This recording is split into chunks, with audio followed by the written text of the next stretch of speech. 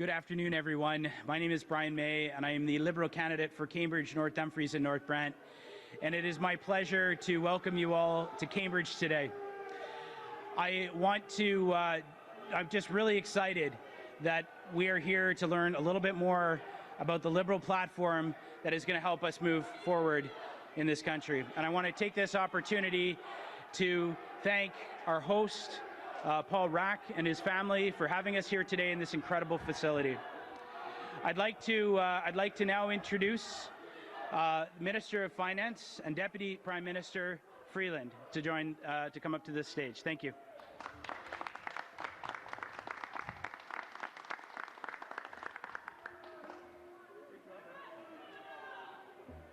Okay, well, thank you very, very much, Brian, for that introduction. And thank you very much, Paul, Rona, and Emily, and also Dave, for the warm welcome to this amazing place. I'd like to start by acknowledging that we're here on the traditional territories of the Neutral, the Anishinaabe, and the Haudenosaunee.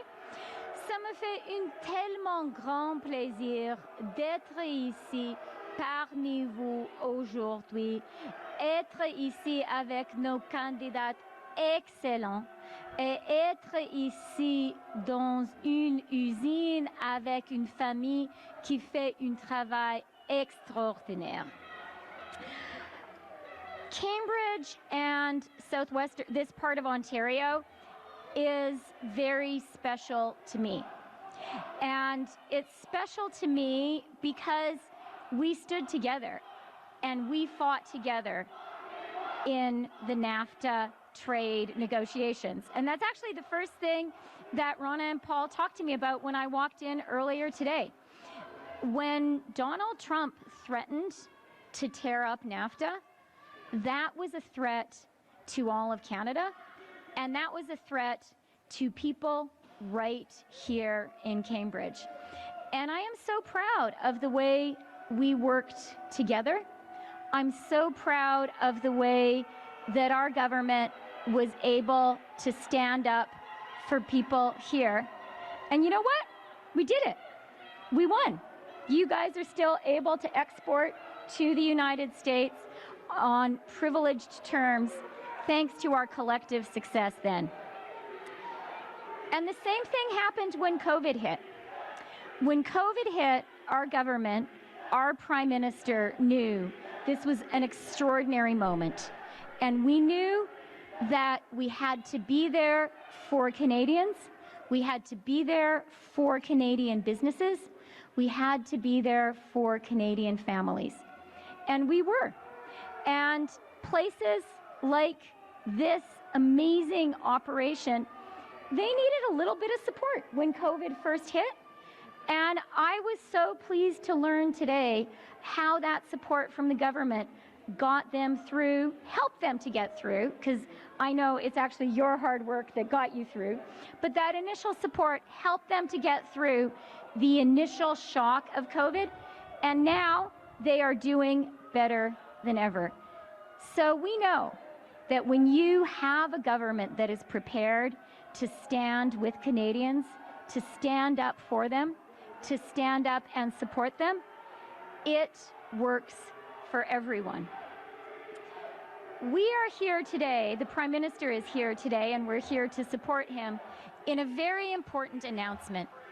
An announcement of our positions and our commitments on the environment and on the fight against climate change. And I want to really remind Canadians both how important that fight is and also how important that economic transition is. The world knows we need to shift to an economy that is no longer dependent on fossil fuels, to an industrial manufacturing economy that is no longer dependent on fossil fuels. That's not a question mark anymore. That is where the world is going. And for Canada, really, the only choice for us, the only question for us is, will we be in the lead in that green transition, or will we be left behind? Well, I can tell you what Paul and his team, Paul and Rana and their team are doing is being in the lead. And what our government has done and is going to further commit to today is to be in the lead. Because we know that climate transition is full of opportunity.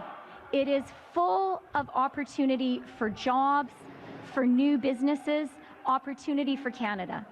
And we know that for Canada to make the most of that opportunity, we need to invest in it. That's why, since 2015, our government has invested $100 billion in the fight against climate change.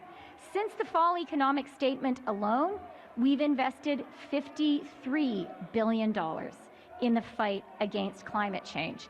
And we have in Canada, and I really want to emphasize this because Canada alone among the world's major industrial economies has a robust price on pollution.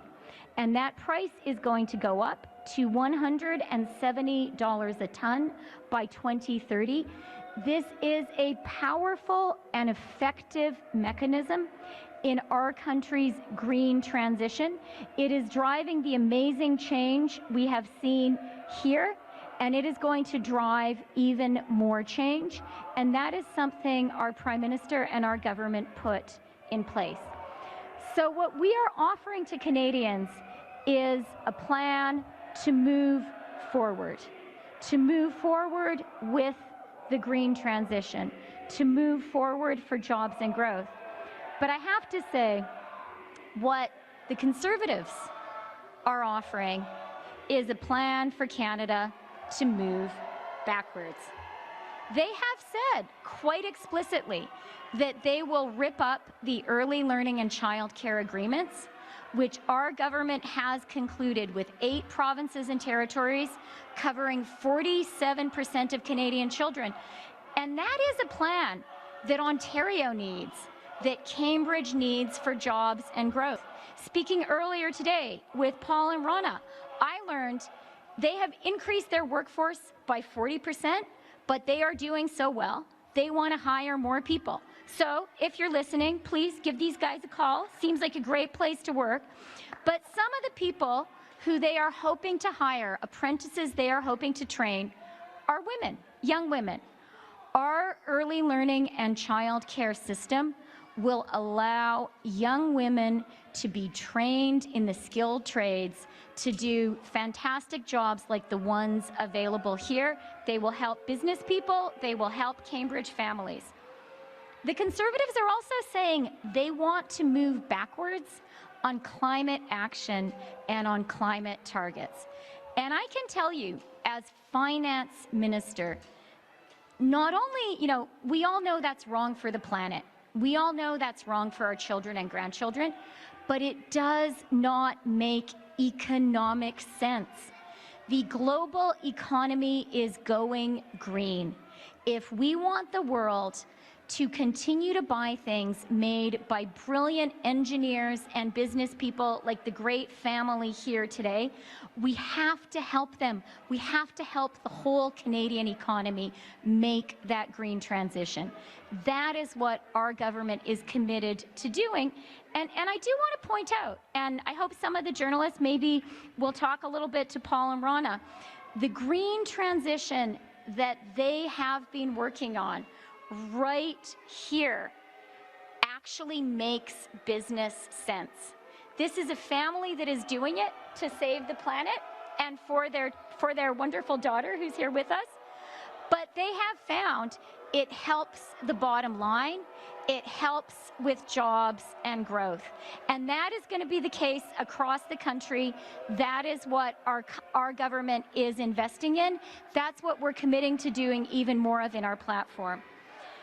And then finally, our government is 100% committed to getting Canada vaccinated.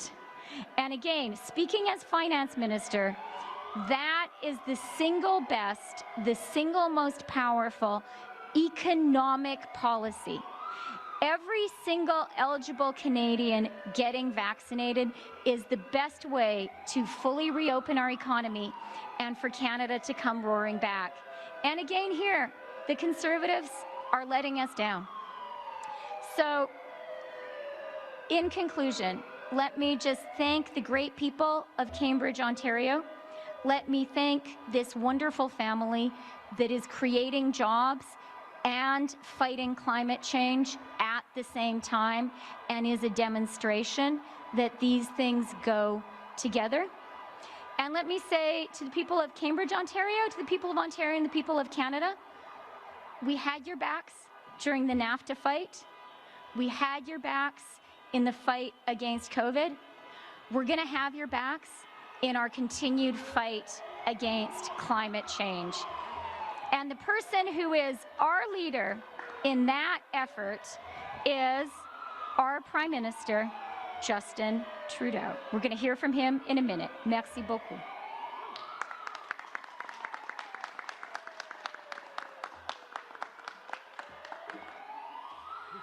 Thank you so much, Minister Freeland. It is a pleasure and an honor to have you here in Cambridge. I have the privilege to introduce to you a leader who his vigilance, his vision, his tenacity has helped us get through the worst parts of COVID-19. I consider him a friend, a colleague, and I am proud to stand with him as a member of Parliament for this riding in Ottawa. Please help me welcome the Prime Minister of Canada, Justin Trudeau.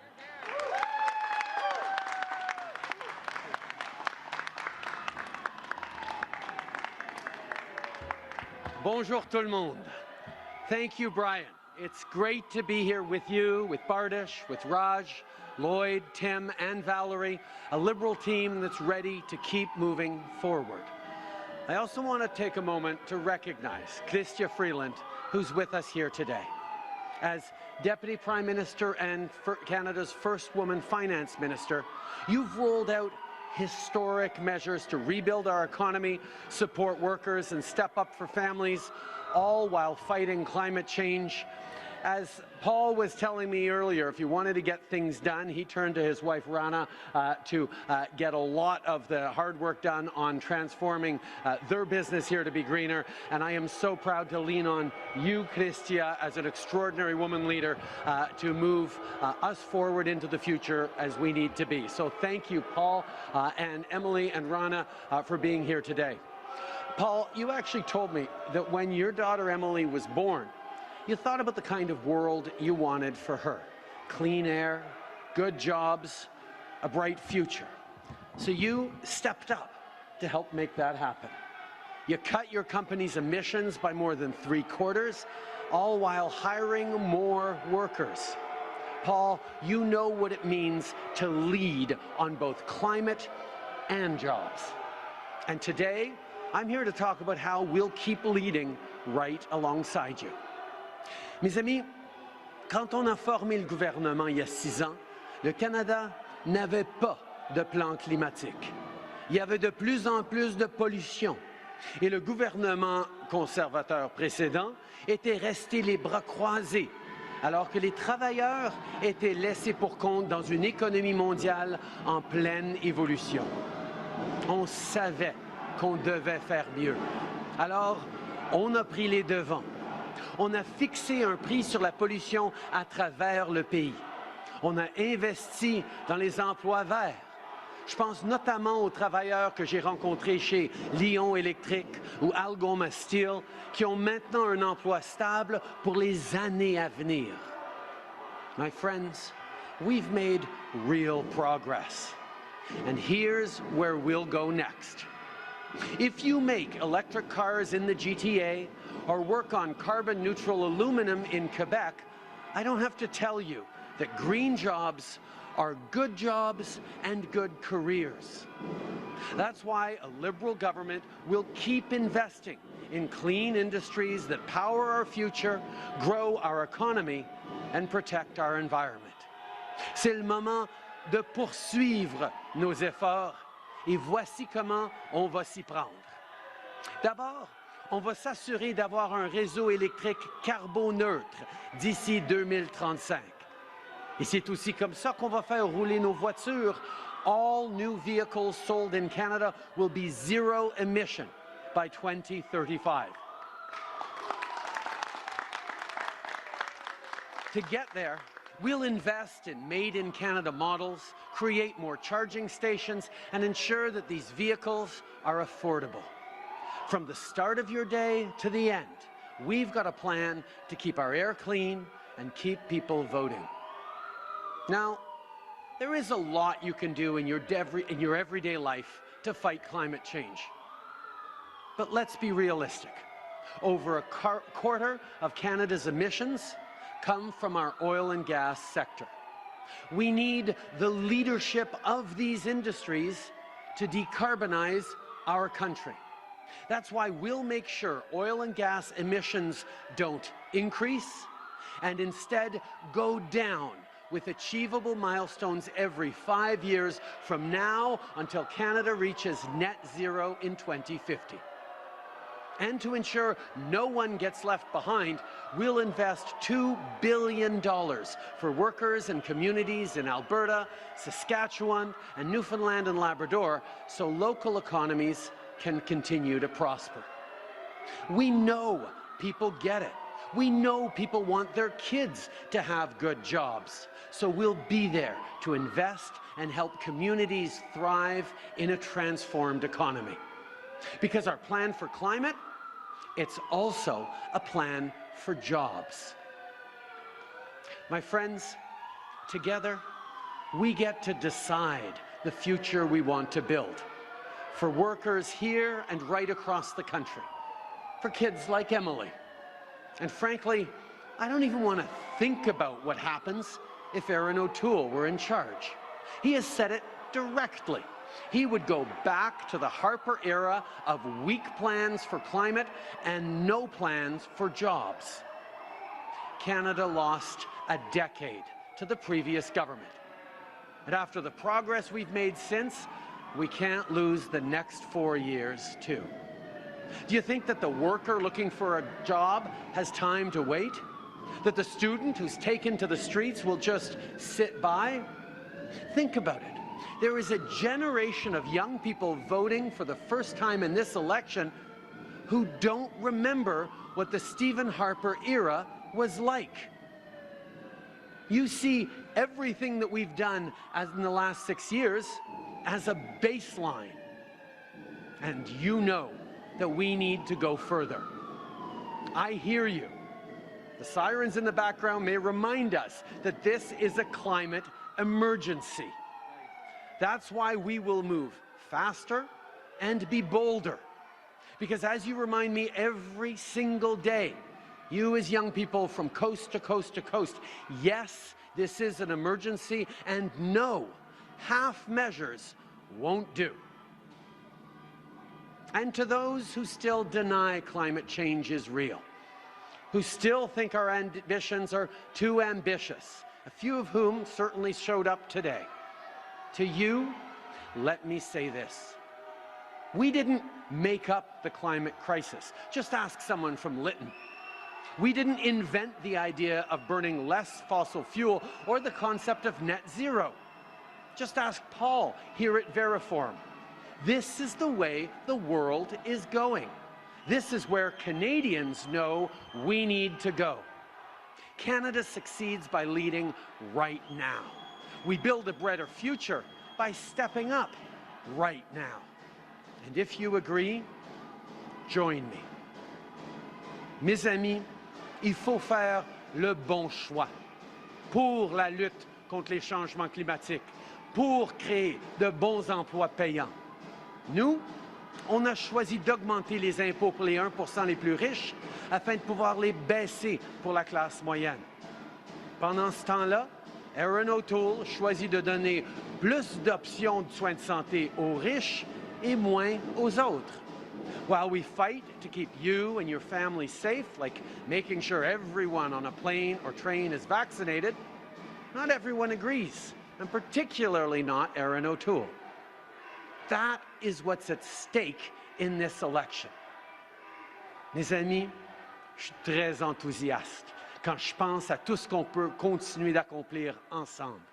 C'est pourquoi je vous demande de nous appuyer pour l'air qu'on respire et la planète qu'on va laisser à nos petits-enfants, pour de bons emplois aujourd'hui et dans les années à venir, pour des maisons et des services de garde abordables, pour un Canada plus fort pour tout le monde.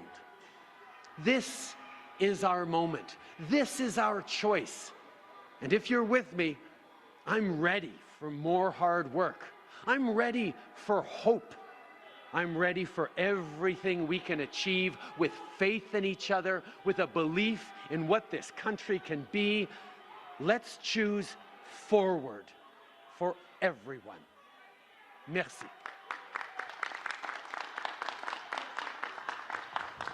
Mr. Trudeau will now start the 20-minute question, starting with Bryan May. Mr. Trudeau, good morning. After your rally was canceled in Bolton, Ontario, you tried to extend sort of an olive branch to the protesters. You said, like a lot of Canadians, they've had a difficult year. Yesterday, we saw videos emerging from an event earlier in the day on Friday in the same area where adults are yelling at the parents of a child, a little boy, 3 or 4 years old, because he's wearing a mask. I think a lot of Canadians are wondering, are you not coddling this point of view? At what point do you speak out, denounce this as something much darker? Oh, I have been very, very clear that putting volunteers and supporters at risk is absolutely unacceptable, and that's why we canceled Friday night's event, because we couldn't ensure the safety of those parents, of those kids, of those elders who came out for a political event. That's unacceptable. But I do think we need to understand that people have had a tough year, that the world is changing rapidly, that there is fear, there is anxiety out there. But let me be also very, very clear. I am absolutely resolute in my conviction to continue to move Canada forward. And that's the choice people get to make in this election. We are absolutely steadfast in needing to continue to move forward with vaccinations to keep Canadians safe, including those 4 or 5-year-old kids who can't yet get vaccinated. I am absolutely firm on the need to do even more to fight against climate change. And people who want to ignore the science around vaccines, people who want to ignore the science around climate change, they don't get to choose how Canada moves forward.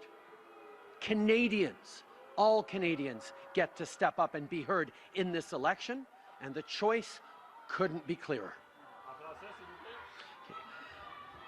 Quand on a annulé l'événement vendredi soir, c'était parce que les enfants, les aînés, les sympathisants qui étaient sortis pour appuyer, pour participer dans un événement politique, n'étaient pas en sécurité. Et ça, c'est absolument inacceptable. Les gens devraient se sentir en sécurité dans ce pays, quelle que soit leur perspective politique, et c'est quelque chose pour lequel je vais toujours me tenir debout. Mais en même temps, laissez-moi être absolument ferme. Même si on comprend que ces gens-là ont eu une année, peut-être des années extrêmement difficiles qui les remplissent d'anxiété et de peur, et oui, peut-être d'être fâchés, je ne recule pas devant le besoin de continuer à utiliser la science pour protéger tous les Canadiens avec les vaccinations et pour continuer à lutter contre les changements climatiques, parce que c'est comme ça qu'on s'occupe les uns des autres, c'est comme ça qu'on crée des bons emplois pour l'avenir. Et ce qu'on est en train de voir, c'est que les Canadiens ont un choix important à faire. Mais ce n'est pas ceux qui sortent manifester qui vont faire ce choix-là, c'est l'ensemble des Canadiens, et je serai là pour continuer d'avancer tout le monde ensemble. Following up.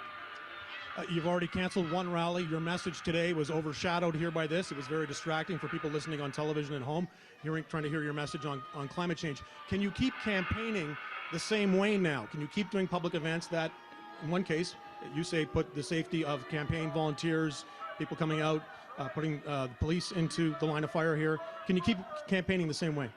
Everything we've done over the past year and a half, indeed over the past 6 years, has been focused on keeping Canadians safe.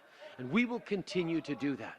But part of keeping Canadians safe is making sure that everyone gets vaccinated, making sure that our kids are safe, making sure that we continue to move forward on being even more ambitious on the fight against climate change. These are the ways we will continue to make Canadians safer and more prosperous in the years to come. So no, I'm not going to back down on a message that Canadians know is the right path forward, and that's why Canadians need to choose to move Canada forward in this pivotal time. Prochaine question. Bonjour, M. Trudeau, Louis Blouin de Radio-Canada. Je comprends que vous ne voulez pas reculer sur votre message, mais à un certain moment, ne vient-il pas évident qu'il vous faut peut-être changer le genre d'événement de campagne que vous allez faire pour, à un moment donné, éviter d'être complètement distrait ou que l'attention soit déviée sur les annonces que vous avez à faire? Bien, je pense que d'une certaine façon, on est en train de voir la raison pour laquelle on doit faire un choix important en tant que pays. Qu'on est dans un moment où les choix que nous prenons en tant que citoyens, en tant que pays, en tant que gouvernement, vont avoir un impact énorme dans les mois à venir sur comment on va finir avec cette pandémie, mais aussi sur comment on rebâtit en mieux pour les années à venir. Oui, il y a des gens qui ont des perspectives extrêmement différentes, mais c'est pour ça que nous avons besoin d'entendre clairement, pas juste les Canadiens qui rouspètent, mais tous les Canadiens qui vont s'exprimer en votant sur la direction que nous devons prendre en tant que pays. Et laissez-moi répéter encore une fois, il n'y a rien que ces gens-là peuvent dire qui va me faire reculer dans mon ambition pour les Canadiens, pour lutter contre les changements climatiques, pour garder les gens en sécurité avec les vaccinations, parce que c'est ça, la voie de l'avant pour le pays. Je vais vous poser une question sur le climat. Vous avez une série de promesses, vous avez des cibles climatiques que vous avez relevées de 40 à 45 %, mais le Canada n'est même pas en voie d'atteindre les cibles du 30 % par rapport à 2005. Alors pourquoi essentiellement les gens devraient vous croire quand vous établissez une cible comme celle-là? Au contraire, le Canada est actuellement en voie, si on ne fait rien d'autre, si on continue juste avec les mesures qu'on a déjà mises en place, va atteindre 36 % en dessous du niveau en 2030. Alors déjà, on a des réductions de 36 % et donc, quand Aaron O'Toole il veut juste des réductions de 30 %, ça veut dire qu'il va accroître les émissions au Canada. Il va mettre encore plus de pollution de l'avant. Donc, on est en train de réduire les émissions de bien au-delà, actuellement, des cibles piètres de Stephen Harper. Mais effectivement, il faut en faire encore plus. N'importe qui peut parler de cibles, et on voit ça de certains autres partis. Ce que ça prend, c'est un plan. C'est ça que ça prend. Et c'est pour ça qu'aujourd'hui, je suis ici avec Paul, dans son usine, dans son industrie d'acier, pour démontrer que de faire ce virage vert, d'aller encore avec plus d'ambition pour lutter contre les changements climatiques, c'est bon pas juste pour l'environnement, c'est bon pour l'économie aussi. Et on va continuer avec nos investissements dans véhicules à zéro émission, dans nos investissements à Hélicis pour l'aluminium, avec Algoma pour l'acier. Nous allons continuer de faire tout ce qu'on peut et tout ce qu'on doit faire pour protéger les futures générations. Next question. I'm also going to ask you about climate change. So you submitted the new targets to the United Nations last month. How does the plan that you've presented today get us closer to those targets? And they're still the least ambitious of the G7. We have demonstrated not just incredibly ambitious targets, but we have demonstrated over the past years an ambitious plan to reach those targets. We are the only one of our comparable countries with a full-scale, broad-based price on pollution that will rise to $170 a ton by 2030. And that gives the clear signal to businesses, to industries, on the need for innovation, on the need for further investment, on the need to reduce our emissions. That's why we're announcing today that emissions in the oil and gas sector will no longer rise, will decrease every year. As we've seen, many of the largest oil and gas companies have committed to net zero by 50. Well, our plan announced today gets us there in those 5-year increments. We're announcing zero-emission vehicles are the only new vehicles to be sold in Canada as of 2035, and to get there by 2030, 50% of all new vehicles in Canada will be zero emission.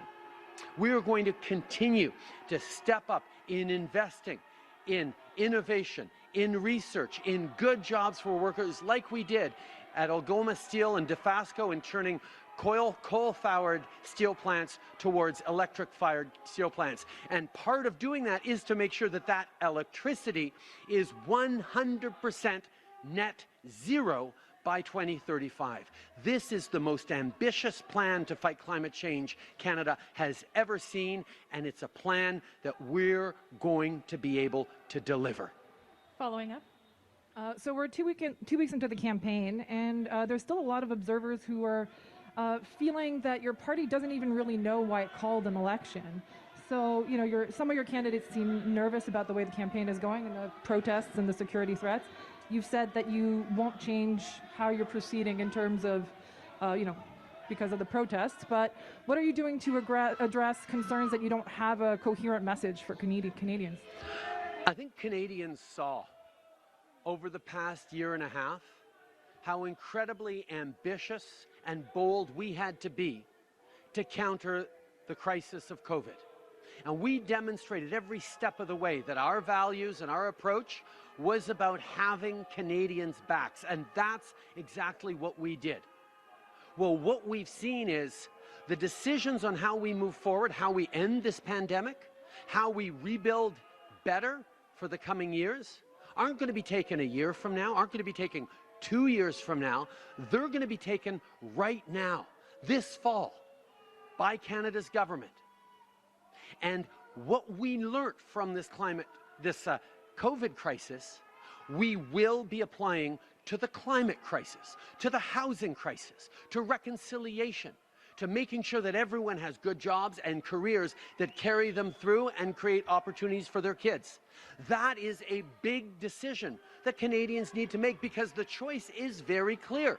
We see Conservatives choosing to be less ambitious on the fight against climate, to do less to keep people safe with vaccinations, to do less on childcare, scrapping the $10 a day agreements that we've signed across the country and signing no new ones. There is a crystal clear choice that needs to be made right now for the future we want to live. This is why we are talking with Canadians now about how to move forward for everyone. Question? Good afternoon, Mr. Trudeau. Travis Danraj, CBC News. I know that you have said that you understand people are upset and that you're not going to back down on your message. I just witnessed a black member of the security detail racially attacked and called a disgusting slur.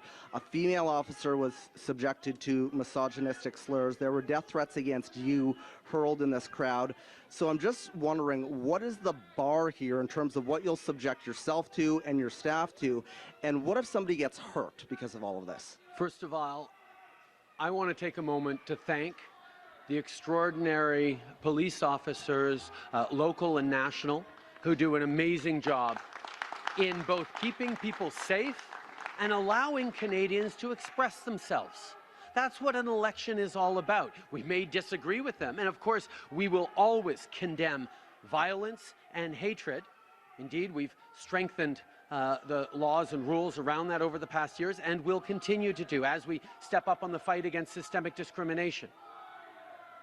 But this needs to make us ever more convinced of the importance of the choice in this election. Do we fall into division and hatred and racism and violence? Or do we say, no, you know what? That doesn't work to get us to back down. That won't scare Canadians from standing up for what's right.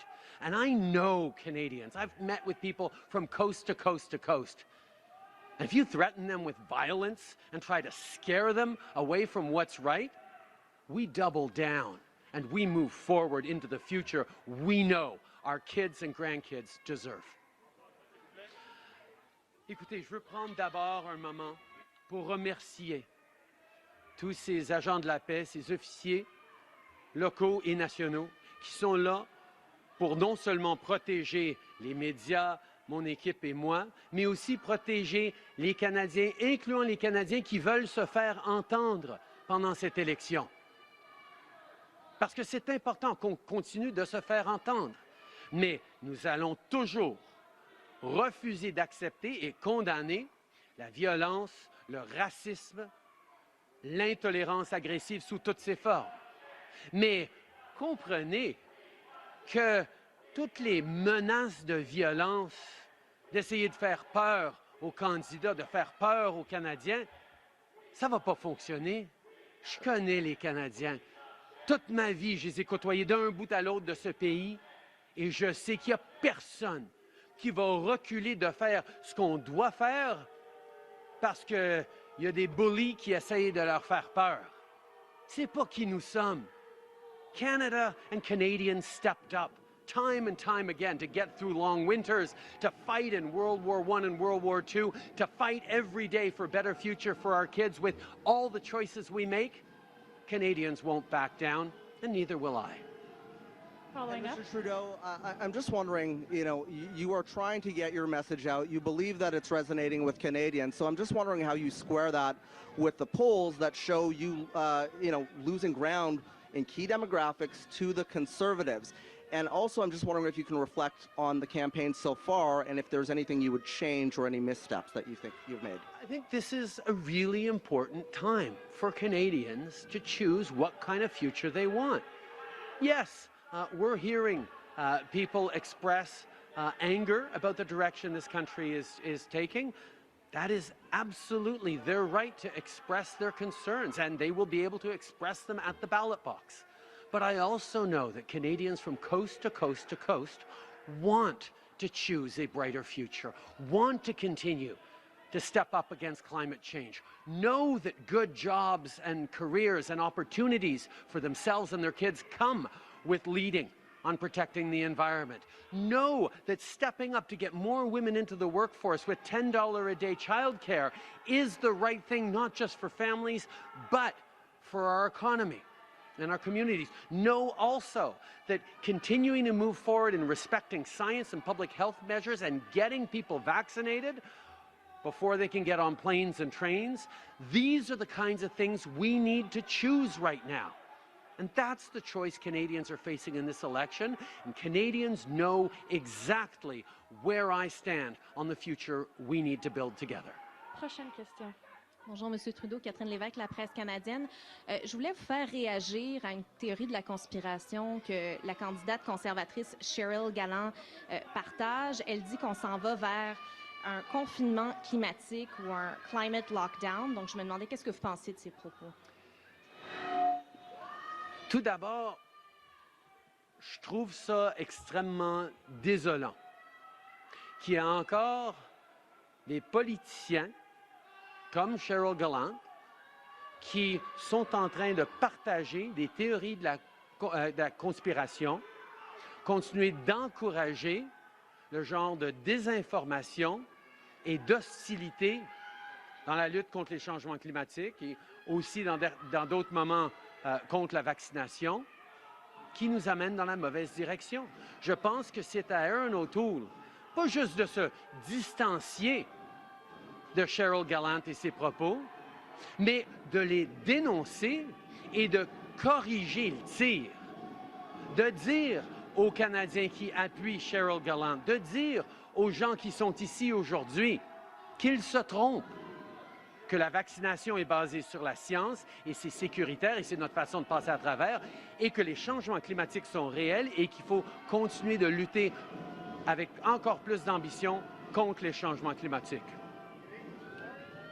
I think it is extremely disappointing to see in this day and age politicians, elected politicians, continue to peddle in conspiracy theories. And it's not enough for leaders like Erin O'Toole to simply distance themselves from those comments. He has to flat out condemn them and then correct the record. So the people who are supporting Cheryl Gallant, so people who are shouting out here today understand that they are wrong.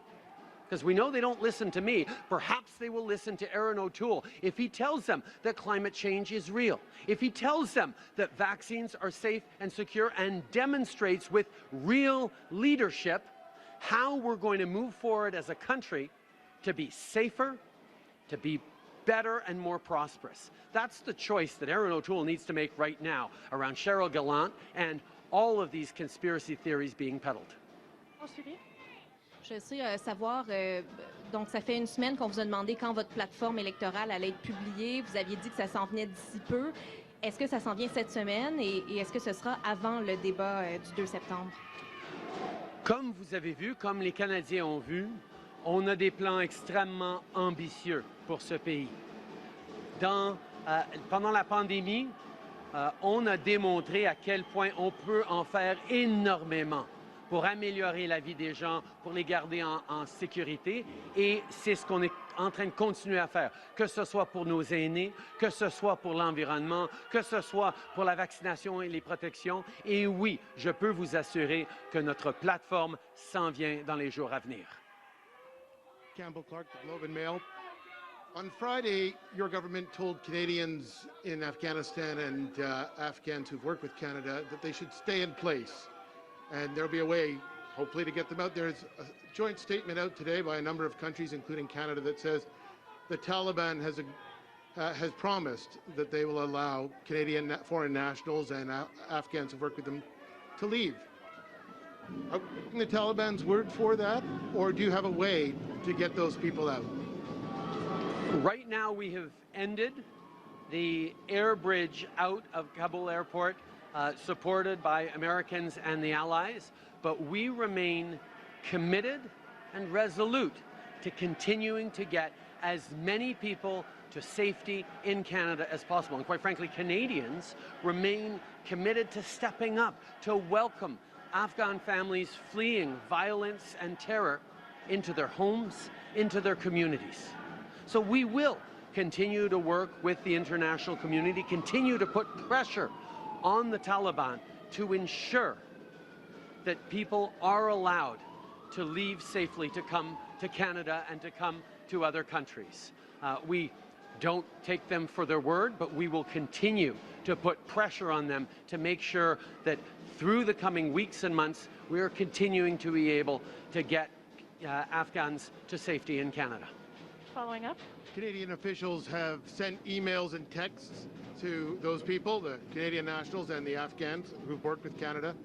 How many people have they been in contact with to make arrangements about possibly getting out of the country? I know there are regular briefings by ministers and officials on those details, but what Canadians need to know is that our hardworking consular officials, our diplomats, and our Canadian Armed Forces have worked day and night to get people out of Afghanistan, to get people to come to Canada in safety. These are the things we're going to continue to work on. Yes, the air bridge, supported by the Americans and other allies, including a lot of Canadian troops on the ground as well, have been there to support people. We will continue to be there to get people to safety. We'll take one last question. Thank you very much, Mr. Trudeau, for taking my question. So you're here today to make an announcement on climate change. Climate change will have an impact on many generations to come. I'm just wondering what your message is to many youth who are nervous about their future and many youth who will be affected by climate change. Oh, thanks for your question. What's your name? Wyatt, with the Wyatt Sharp Show. Pleasure to meet you, Wyatt. Listen, thank you for your question, and you're absolutely right. The decisions we're taking right now will have a huge impact on your future. And we need to get it right. We need to do the right things. And yes, over the past 6 years, we have actually set Canada on one of the most ambitious plans for reduction of emissions. Because it's one thing to say, oh yes, we want to fight climate change, we want to eliminate pollution. It's another thing to actually do the hard work of getting it done. And we got that very well started over the past 6 years, but we have an awful lot more to do, because every single day, I think about your future, Wyatt, I think about my kids' future, I think about Chrystia's kids' future, I think about Emily, I think about all the kids across the country who are really worried, because you see wildfires and you see floods and you see everything being decided for you and not necessarily about you nearly enough. And that's why, Wyatt, you need to be telling your parents, your friends to tell their parents, and everyone you know that this election really, really matters. And even if you don't yet have a vote, Wyatt, the people who love you have votes, and they need to vote for your future and make the right choice. So thank you, Wyatt, for being here today. Thank you very much, Mr. Trudeau. This is what ends today's press conference. Merci beaucoup tout le monde. Bonne journée tout le monde. Thank you all.